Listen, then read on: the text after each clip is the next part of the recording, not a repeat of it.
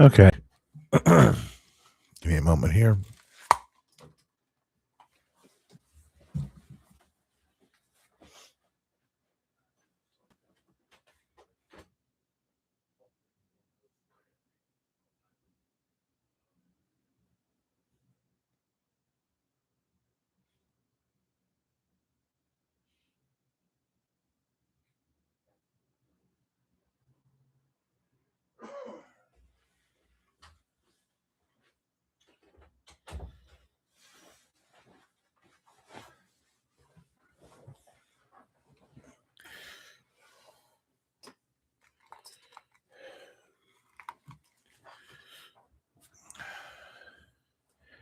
Good afternoon, everyone.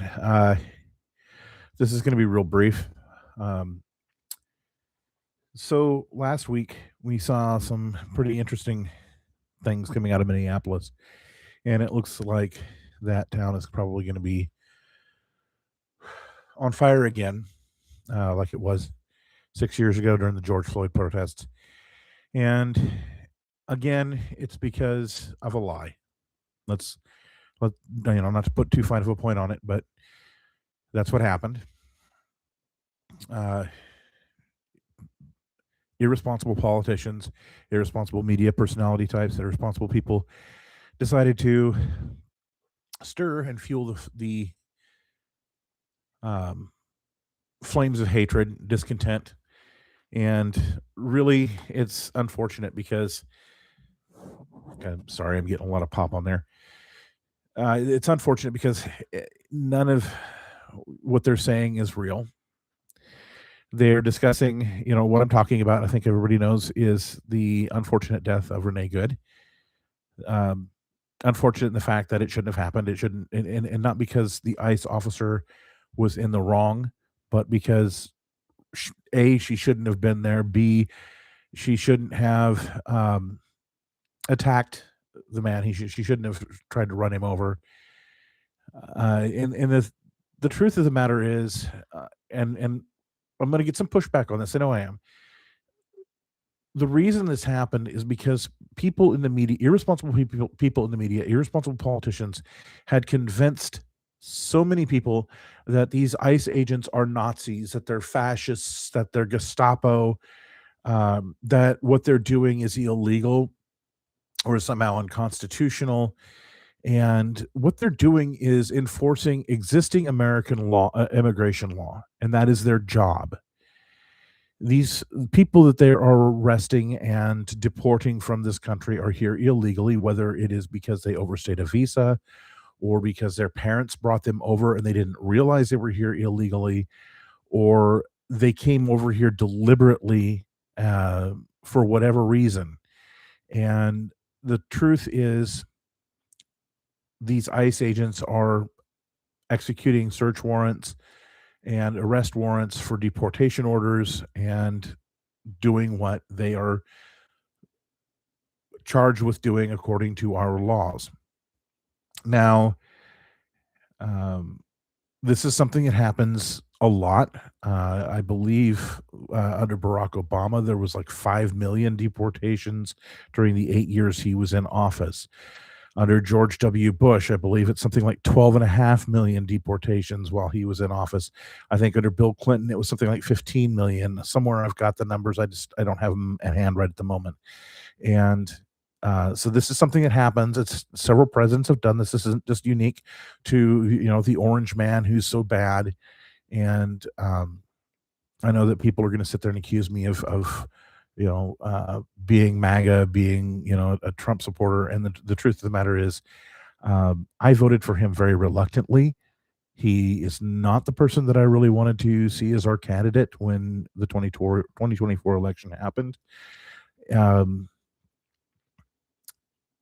I think he's an asshole. Excuse me, pardon my language. I think he's a very unpleasant individual. Let's put it that way. I'm not a fan of his. However, when I voted for him because I believed that he was the best candidate that was on the ballot. The alternative would have been disastrous for this country, and I still contend that to this day. And I will never apologize for that. If I think that he is doing something that is wrong, I will absolutely come out and say, "Hey, look, this is BS. He shouldn't be doing it." Um, I'm not real, for example, I'm not real thrilled with what he did in Venezuela, but um, Maduro is a really bad guy. And again, this guy had an active warrant for his arrest under our laws, but that's a conversation for another day. The thing is, what happened in Minneapolis with Renee Good was that she was part of a group of agitators, paid protesters that would go, or if I'm correct, I've heard, I could be wrong on this, but I believe she was a part of a group of people that were paid agitators that would go down there. They would watch out for ICE, and when they saw ICE operating or they were notified of an ICE operation, they would rush over there to try to block and obstruct ICE from doing their constitutionally and their lawful duties. And this is a crime. This is obstruction. This is a felony under most laws. So let's get that out of the way. Um, some of the misinformation that's out there is that ICE does not have any authority to arrest American citizens. Well, when American citizens are interfering with them doing their lawful duty, yes, they do. That is obstruction.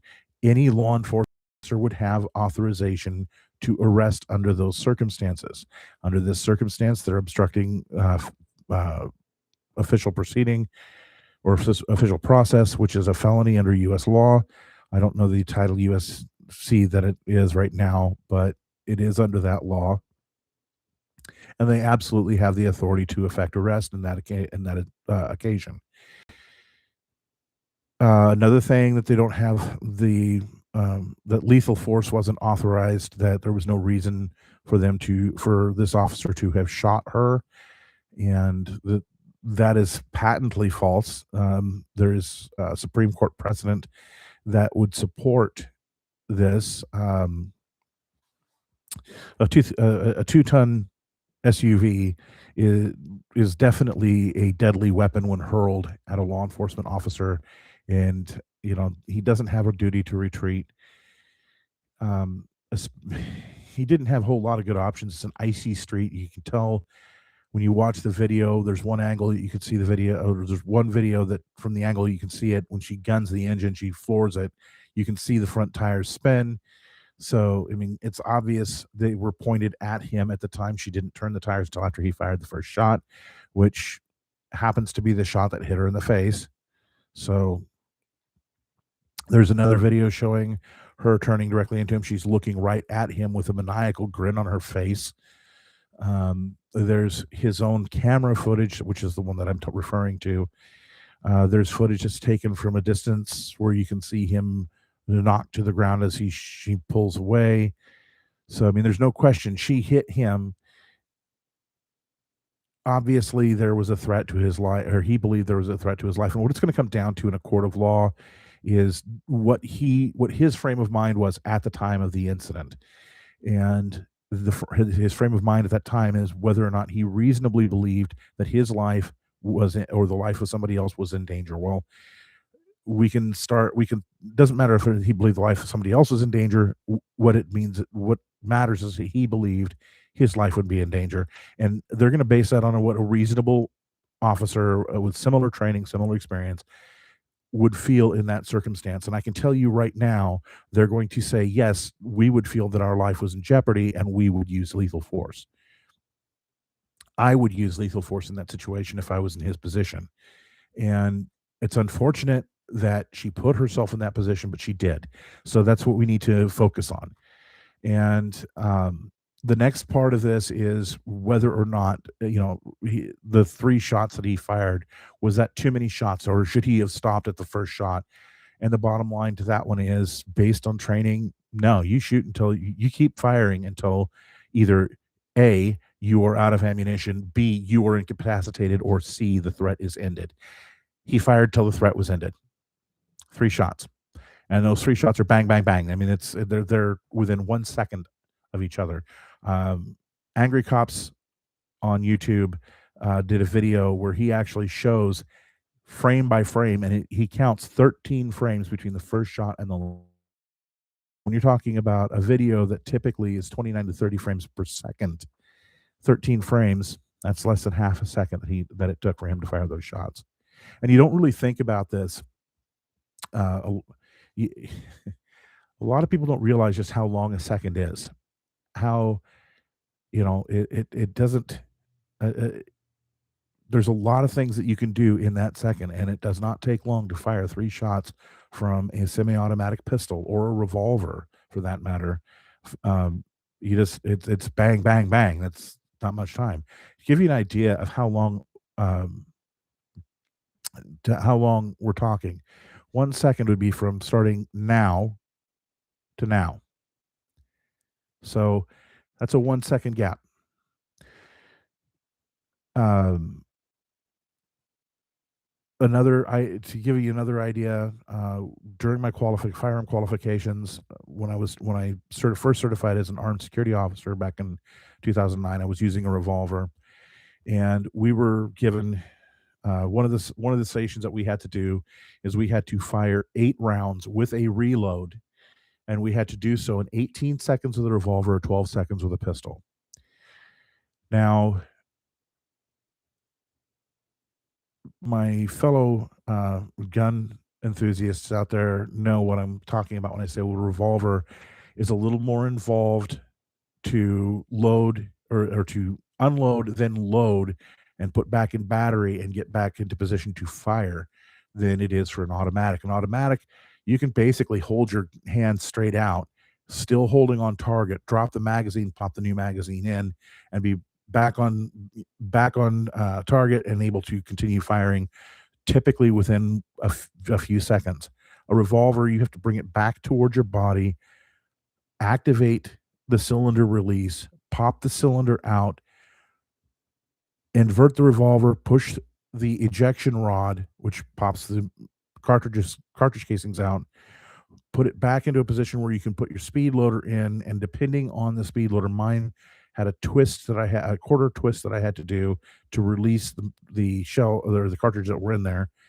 Then close the magazine or close the cylinder, bring my weapon back up to bear, back up onto target, and I had to do all of that within 18 seconds. And it doesn't seem long time. I didn't think it was a lot of time. I was really sweating this because it'd been a while since I had really done any kind of drill with my revolver. I had fired automatics for most of the time before that. When in time came, I was able to do it. I fired 8 rounds, bang, bang, reload, bang, bang, bang, bang, bang, bang, in 12 seconds, which kind of surprised me. So, again, when we're talking about how long it took him to fire 3 shots, it was not very long. After he fired the 3rd shot, she is turning and she drives up. You can tell that she is accelerating at a rapid speed. It was obvious that she floored it when she started driving and had kept it floored after she was shot, because when she hit, you could hear the engine revving, and it was doing that where it would rev and then back off and rev back off because it was at maximum RPMs. And if you've ever had a car where you've hit maximum RPM, it gets to a certain point and then it just keeps surging, just and it does that because it's at the highest speed it can go and it has to back off and then try again. The next thing that happens is he begins walking away. Somebody else, other officers rush over, try to render medical aid to her, and called for a bus, call her ambulance, whatever you want to call it. Medic unit is the term that I typically use. And they had medics already with them because typically they have their own medical team that they go with in the event something happens. When you do a raid on somebody's house, there's a possibility somebody's going to get shot. There's a possibility somebody's going to have, say, an anxiety attack or a panic attack, or God forbid, myocardial infarction. Well, these all could happen. So you want medical staff on hand to help deal with that. and they had that on staff. So now we've got medics that are already working on this person, on the patient, and some random dude comes out of the crowd that's chanting death to ICE, kill ICE, ICE go home, fuck ICE, all of this, right? And he's coming out and he's saying, hey, let me at least check her pulse. Well, no, dude, you're not going to. You're not going to come over here because we don't know who you are. We don't know if you've got any weapons on you or what your intentions are. You've just been shouting death to us just 5 minutes ago. Now you're wanting to come into our crime scene. This is an active crime scene. So you're wanting us to let you in. We don't know who you are. We don't know what you're going to do. We don't know if you're going to sabotage something. So, no, we're not going to let you in. Bottom line. This is typical. This is standard. All of this is normal standard operating procedure for any kind of an incident like this. Some of you know I used to ride the big red trucks. I used to be a firefighter EMT. I'm very proud of that service that I did. I loved it. I miss it every day. I miss it. Every time I hear a siren going, as much as I hate the sound of a siren, every time I hear a siren, I'm wanting to, there's a part of me that wants to go, that wants to, put the turnouts on and go out there and, save somebody's life like I used to do. And the truth is, I've responded to a few GSWs, gunshot wounds, and every time I've responded, it's always been the same thing. Stage in the area, you wait for the police to clear the scene. The police have to make sure that the weapon is secure, that the crime scene is secure, and that we're not, that we're going to be safe when we come in, that we're not going to get shot, that there's not someone else in the area that's maybe shot this person and they're still in the area, and now they're going to shoot a paramedic when they come to try to help this person out. So sitting in that, sitting in the rescue truck, and I'm chomping at the bit because I know this person's been shot. We've got a description of the injury, of basic patient information, and we know, in this kind of a situation, seconds count. It's not just minutes, it's seconds that count. And the longer this person is laying on the ground without being treated, the worse the harder it's going to be for us to stabilize this person, get him packaged, and get him into definitive medical care, and to a doctor. And when this happens, it's frustrating, and I have to sit there and wait and wait and wait, and it feels like you're waiting forever. And then when you get there, all too often, the patient's dead.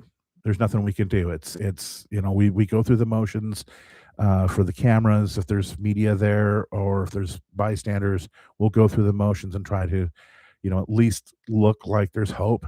But we know that, we know what's going to happen. And it's sad, and it sucks, but I mean, it is what it is. I will tell you that while I was a firefighter, if we had some bystander come up to us and tell us, hey, I'm a doctor, or hey, I'm a nurse, let me take over medical care, we would not typically or let that person come in and assist us in the scene for a multitude of reasons. First and foremost, this is an active crime scene. You do not want anybody who's not authorized to be there. When it's an active crime scene, as a firefighter EMT, when we arrived in, every movement we made was recorded by a law enforcement officer, because they have to account for everyone who comes into the scene, and they have to account for where that person was, what they did. So to avoid contamination of the crime scene, it's important. So you're not going to let some random bystander in. Number two is, the moment we arrive on scene, we are responsible for this person. If we let some random person who is not a member of the fire department come into this and assist in patient care, we are liable for what happens. If that person screws up, we're the ones that get sued for it. And we do not have, as firefighter EMTs, we do not have qualified immunity, especially as a volunteer, which is what I was. The other problem that comes in is that if something happens to that person while they are on the scene, again, we are responsible. So we don't let them in. If a doctor or a nurse were to insist on taking over patient care at a accident scene, it wouldn't happen at a crime scene, because a crime scene, the police are not going to let them in, period. But for example, at an accident scene, if they insist and the patient says, yes, I want this person treating me, then what we do is we have two forms that we would have. The medical professional on scene taking over patient care would be the first one that we would hand to the medical professional that says, hey, I accept responsibility for anything that happens to the patient should the patient die or suffer some kind of a catastrophic loss as a result of my patient care. And the second one is for the patient to sign, which is decline transport or medical care against medical advice, because that would be what we would be saying is, no, we don't think you should let this person treat you right now. If this person wants to follow you to the hospital and take over, maybe, but right now in this setting, we do not want this person. We do not think you should let this person, because we do not know if this person is a doctor or a nurse. Usually, when the medical professional is presented with a form, they decline to sign it and will usually disappear back into the crowd. In fact, I don't know that I have ever seen a single one of those forms filled out. So that's why we do not allow so-called medical professionals, hey, I'm a doctor. We do not let them come into a crime scene because there's too many risks involved. There's too many what ifs. So what happened in Minneapolis, just a real brief short part of this, and I'll probably talk about this more when I come back on later. This was a tragic incident. It is horrible that it had to happen. Unfortunately, this was not something that the ICE agents chose. I am sure they would have cooperated with them and probably would have been, arrested, cited, and released. But she chose poorly.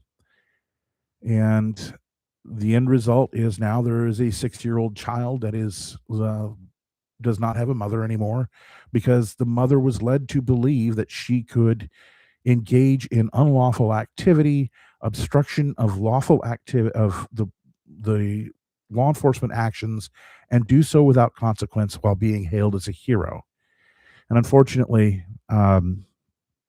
she's going to be a martyr for their cause.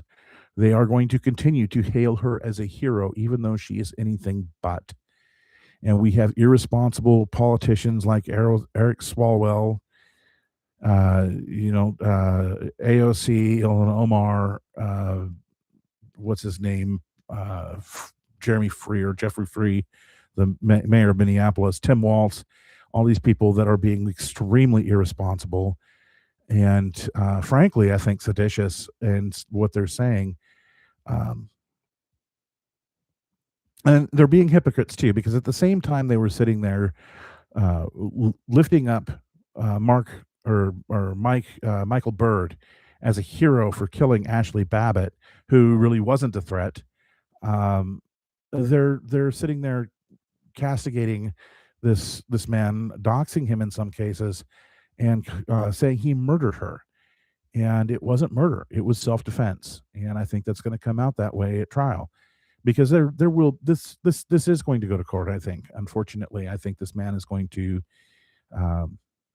be put on trial, and he's going to have to defend himself, whether it's a wrongful death lawsuit, or what I fear will happen is in 2 years, when a Democrat will undoubtedly take office at the White House, we are going to be facing a lot of revenge, because we know that they will weaponize the Justice Department against the enemies, and he's going to be enemy number one. Anyway, ladies and gentlemen,